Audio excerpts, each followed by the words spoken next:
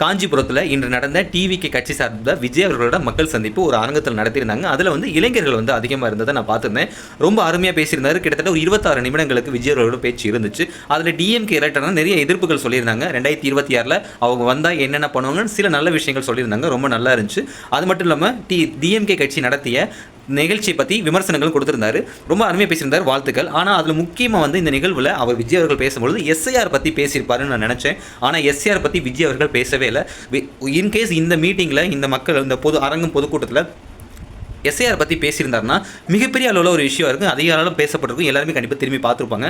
ஏன்னா தமிழ்நாட்டில் இப்போ உள்ள மிகப்பெரிய ஒரு பிரச்சனைகள்லாம் மிக முக்கிய பிரச்சனை எஸ்ஐஆர். ஏன்னா வாக்காளர் சிறப்பு சீர்திருத்தம்னு சொல்லிட்டு வாக்காளர் எண்ணிக்கை குறைக்கக்கூடிய அதிக வாய்ப்புகள் இருக்குன்னு தமிழகத்தில் உள்ள எல்லா கட்சிகளும், எதிர்கட்சிகள், ஆளுங்கட்சிகள் எல்லாருமே சொல்லிக்கிட்டு இருக்காங்க. ஒரு சில கட்சிகள் ஆதரவச்சாலும் சில கட்சிகள் எதிர்க்கிறாங்க. அதில் நிறைய பின்னடைவு இருக்குது. வாக்காளர்கள் எண்ணிக்கை முழுமையாக குறைஞ்சிரும், பிற மாநிலத்தோட வாக்காளர்கள் எண்ணிக்கை அதிகமாகும்னு சொல்லி மிகப்பெரிய ஒரு பிரச்சனை இருக்குன்னு சொல்லி எஸ்ஐஆரோட பிரச்சனை என்னங்கிறத எல்லா கட்சியும் சொல்கிறாங்க. இதை டிவிக்கு விஜய் அவர்கள் கண்டிப்பாக இந்த மீட்டிங்கில் பேசுவார் நம்பனே ஃபுல்லாக பார்த்தேன். பட் அவர் எஸ்ஐஆர் பற்றி எங்கேயும் பேசலை. அது கொஞ்சம் வருத்தமாக இருந்துச்சு. ஆனால் பேசியிருந்தாருன்னா உண்மையிலே ரொம்ப அதிகமான மக்களால் பார்க்கப்பட்டு எஸ்ஆர் பற்றி தெரியாத கூட தெரிஞ்சுக்க வாய்ப்புகள் அதிகமாக இருந்திருக்கும். ஏன்னா விஜய் அவர்கள் பேசினா எல்லா மக்களும் பார்க்குறாங்க.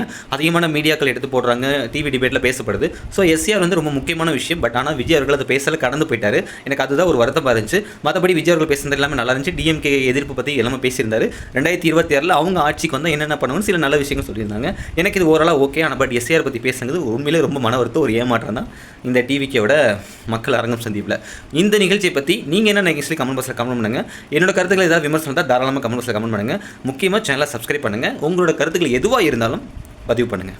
தேங்க்யூ.